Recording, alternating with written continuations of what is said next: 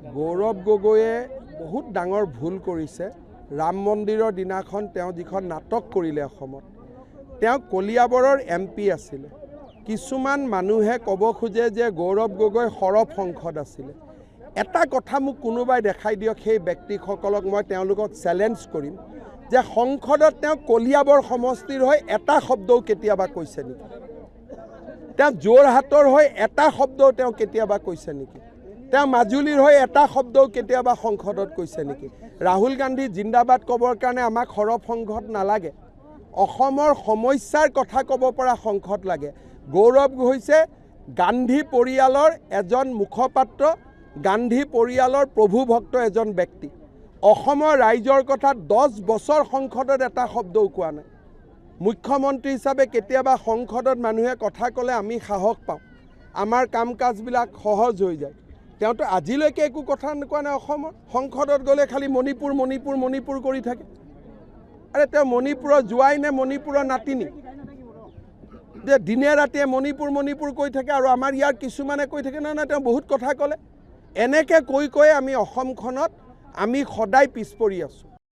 গৌৰৱ গগৈয়ে বহুত ডাঙৰ ভুল কৰিছে। ৰাম মন্দিৰৰ দিনাখন তেওঁ যিখন নাটক কৰিলে অসমত, তেওঁ কলিয়াবৰৰ MP আছিলে। কিছুমান মানুহে ক'ব খোজে যে গৌৰৱ গগৈ সৰব সংসদ আছিলে। এটা কথা মোক কোনোবাই দেখাই দিয়ক, সেই ব্যক্তিসকলক মই তেওঁলোকক চেলেঞ্জ কৰিম যে সংসদত তেওঁ কলিয়াবৰ সমষ্টিৰ হৈ এটা শব্দও কেতিয়াবা কৈছে নেকি? তেওঁ যোৰহাটৰ হৈ এটা শব্দও তেওঁ কেতিয়াবা কৈছে নেকি? তেওঁ মাজুলীৰ হৈ এটা শব্দও কেতিয়াবা সংসদত কৈছে নেকি? ৰাহুল গান্ধী জিন্দাবাদ ক'বৰ কাৰণে আমাক সৰব সংসদ নালাগে।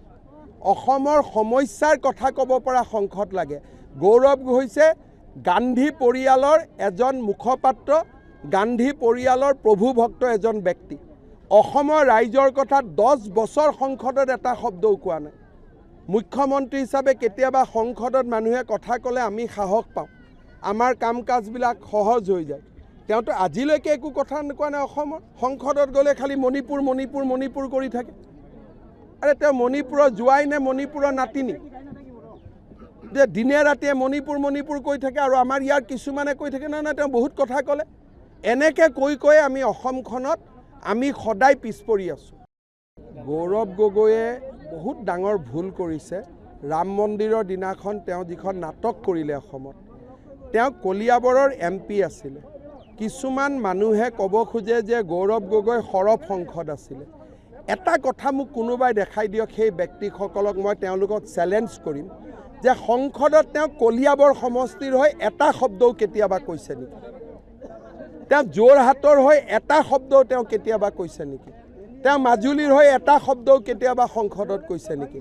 ৰাহুল গান্ধী জিন্দাবাদ ক'বৰ কাৰণে আমাক সৰব সংসদ নালাগে। অসমৰ সমস্যাৰ কথা ক'ব পৰা সংসদ লাগে। গৌৰৱ হৈছে গান্ধী পৰিয়ালৰ এজন মুখপাত্ৰ, গান্ধী পৰিয়ালৰ প্ৰভুভক্ত এজন ব্যক্তি। অসমৰ ৰাইজৰ কথা 10 বছৰ সংসদত এটা শব্দও কোৱা নাই। মুখ্যমন্ত্ৰী হিচাপে কেতিয়াবা সংসদত মানুহে কথা ক'লে আমি সাহস পাওঁ, আমাৰ কাম কাজবিলাক সহজ হৈ যায়। তেওঁতো আজিলৈকে একো কথা কোৱা নাই। অসমৰ সংসদত গ'লে খালি মণিপুৰ মণিপুৰ মণিপুৰ কৰি থাকে। আৰে তেওঁ মণিপুৰৰ যোৱাই নে মণিপুৰৰ নাতিনি? যে দিনে ৰাতিয়ে মণিপুৰ মণিপুৰ কৈ থাকে আৰু আমাৰ ইয়াৰ কিছুমানে কৈ থাকে নহয় নহয় তেওঁ বহুত কথা ক'লে। এনেকৈ কৈ আমি অসমখনত আমি সদায় পিছ পৰি আছোঁ।